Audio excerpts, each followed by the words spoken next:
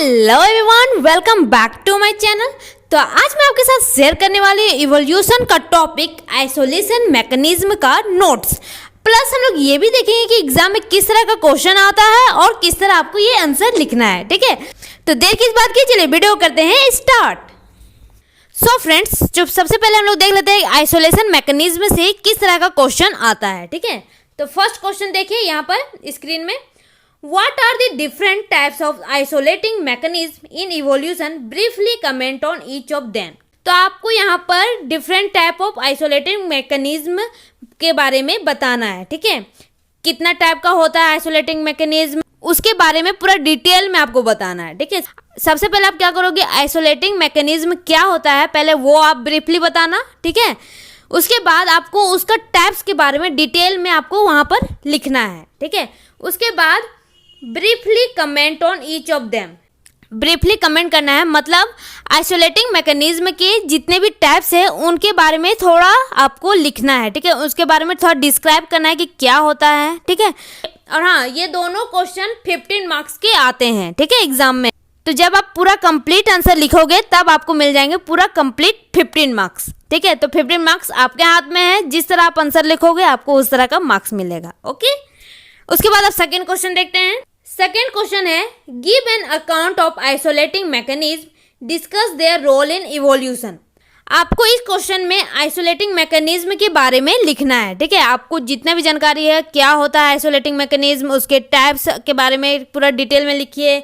उसके बाद second question है, discuss their role in evolution. ठीक है, इवोल्यूशन में आइसोलेटिंग मैकेनिज्म का क्या रोल होता है वो भी आपको लिखना है, बताना है। ठीक है, कम से कम 2-3 पॉइंट आप लिख दीजिएगा, आपका काम हो जाएगा। ठीक है, तो ये दोनों क्वेश्चन आपको 15 मार्क्स में आते हैं। ठीक है, तो आप अगर इस क्वेश्चन का स्क्रीनशॉट लेना चाहते हो तो ले सकते हो। होप सो आपने क्वेश्चन समझ लिया है। ठीक है, अब मैं आपको बताऊंगी कि इस क्वेश्चन का आंसर कैसे लिखना है। ठीक है, जिस तरह मैं आपको नोट्स दूंगी उसी तरह आपको उसमें आंसर लिखना है। ओके, तो आप इसका स्क्रीनशॉट ले लीजिए। Okay, very good. So friends, जैसे कि अभी आपने इस टॉपिक का क्वेश्चन देखा, तो चलिए अब हम देखते हैं कि उसका आंसर कैसे लिखना है। ठीक है, तो सबसे पहले आप जैसे कि स्क्रीन में देख सकते हैं, यहाँ देखिए आइसोलेशन मैकेनिज्म। पहले तो आपको ये लिखना है कि आइसोलेशन मैकेनिज्म होता क्या है। ठीक है, तो ये मैंने पूरा यहाँ पर लिख दिया है, तो आप आराम से पढ़िएगा। मैंने बहुत ही इजी लैंग्वेज में लिखा है, आपको आराम से समझ में आ जाएगा। ठीक है, लेकिन फिर भी आपको समझ में नहीं आता, कोई भी डाउट आता है कमेंट सेक्शन में आप बोल दीजिएगा कि मैम इसका लेक्चर हमें प्रोवाइड कीजिए, तो मैं फिर क्या मेरा काम स्टार्ट हो जाएगा, मैं आपको उसका लेक्चर प्रोवाइड कर दूंगी। ठीक है, तो ये देख लीजिए आप, मैं इसे जूम कर देती हूँ, आप स्क्रीनशॉट ले लेना। ठीक है, so friend, it is the half part of this page, so take screenshot.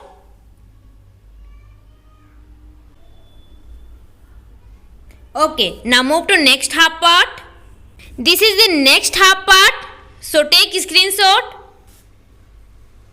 Very good. तो आप जैसे कि देख सकते हैं यहाँ पर हमारा स्टार्ट होता है type of isolation mechanism. Okay, तो दो तरह के आइसोलेशन मैकेनिज्म होते हैं।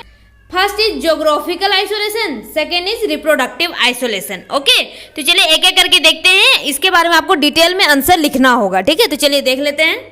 और ये रहा फुल पेज, तो आप इसका स्क्रीनशॉट लेना चाहते हो तो ले सकते हो। Okay, okay, very good. Now move to next page.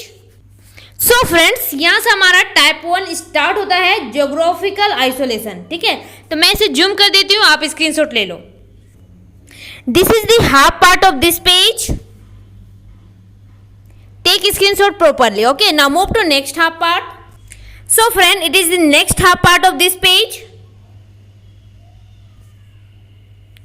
Second type, reproductive isolation. Okay, take screenshot properly. Very good. It is the full page. Now move to next page. There is continue reproductive isolation. Okay, तो अभी आपने देखा reproductive isolation का definition क्या होता है क्या नहीं होता है, और यहाँ पे देखिए classification of reproductive isolation mechanism है। ठीक है, तो रिप्रोडक्टिव आइसोलेशन भी दो तरह के होते हैं। First is pre mating mechanism, second is post mating mechanism. Okay, तो फर्स्ट हम लोग देखेंगे प्री मैटिंग मैकेनिज्म। ठीक है, और ये भी बहुत तरह के होते हैं, तो एक एक करके हम सबको देखेंगे और सबको डिटेल में आंसर लिखेंगे। ओके, तो चलिए मैं इसे जूम कर देती हूँ, आप स्क्रीनशॉट ले लीजिए। So friend, it is the half part of this page, so take screenshot.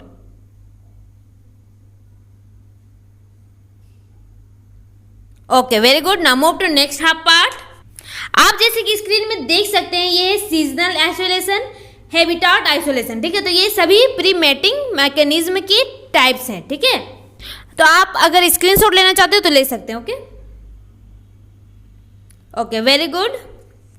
It is the full page. Now move to next page. So friend, it is the next page and there is continue types of pre-mating mechanism. Okay. Next, ethological isolation. After ethological isolation, there is mechanical isolation. Okay. So let's zoom it. अगर आपको ये notes समझ में नहीं आएगा, जैसे कि मैंने नोट्स बहुत इजी लैंग्वेज में बनाया है, तो आप कमेंट सेक्शन में बोल देना, मैं आपको लेक्चर प्रोवाइड करवा दूंगी। ठीक है, okay, very good. Now move to next half part. So friend, it is the next half part of this page. Okay, very good. And this is the full page. Okay. Now move to next page. So friend, जैसे कि आप देख सकते हैं, यहाँ पर pre mating mechanism हमारा खत्म हो गया है। नेक्स्ट स्टार्ट होता है यहाँ से पोस्ट मैटिंग मैकेनिज्म। ओके, तो चलिए इसे जूम करते हैं। This is the half part of this page.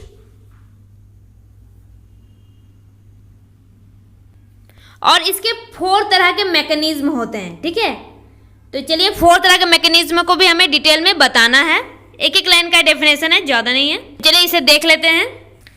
So friend, यहाँ से स्टार्ट होता है 1 gamete mortality, 2 zygote mortality, 3 zygote inviability. Okay, so take screenshot. अगर आपको समझ में नहीं आ रहा तो कमेंट कीजिए, मैं आपका कमेंट का इंतजार करूंगी। ठीक है, and it is the full page. Okay, now move to next page. So friend, it is the next and last page of this notes. Okay, so let's zoom it. So friend, it is the half part of this page, so take screenshot.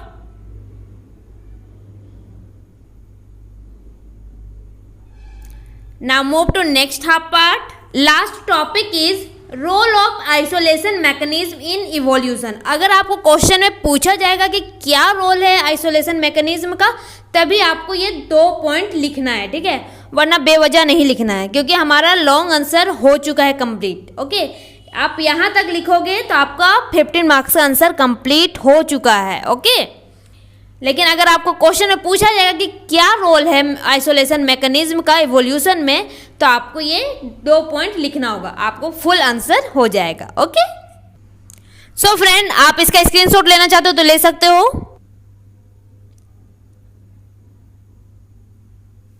Okay, very good, and it is the full page. Okay, अब मैं सभी pages को एक एक करके move करूंगी। ठीक है, और आप स्क्रीनशॉट चेक कर लेना कि आपने सही तरीके से लिए हैं या नहीं लिए हैं। ठीक है, तो चलिए, this is the first page, this is the second page, this is the third page, this is the fourth page, this is the fifth page, and this is the last and 6th page of this notes. Okay, तो मैंने आपको इस video में notes provide किया है। आपको पूछा जाएगा क्वेश्चन में, तो आपको यही नोट्स को वहाँ पर उतारना है। आप अच्छे से समझ के जाइएगा, आपको रटने की कोई ज़रूरत नहीं है। ठीक है, आप आराम से समझ सकते हो, इस नोट्स को आराम से समझ में आ जाएगा।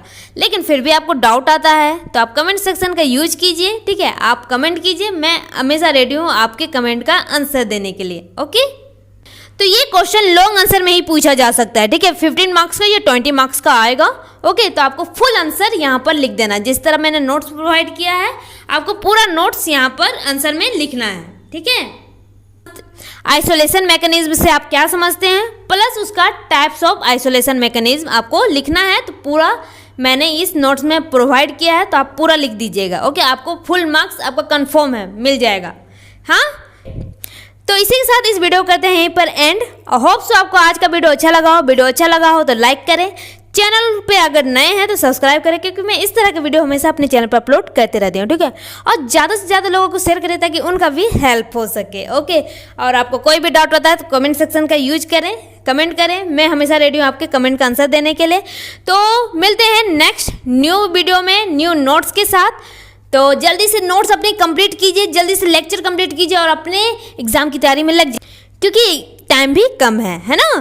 तो मिलते हैं नेक्स्ट न्यू वीडियो में, तो तब तक अपना ख्याल रखें। सी यू सून, बाय बाय।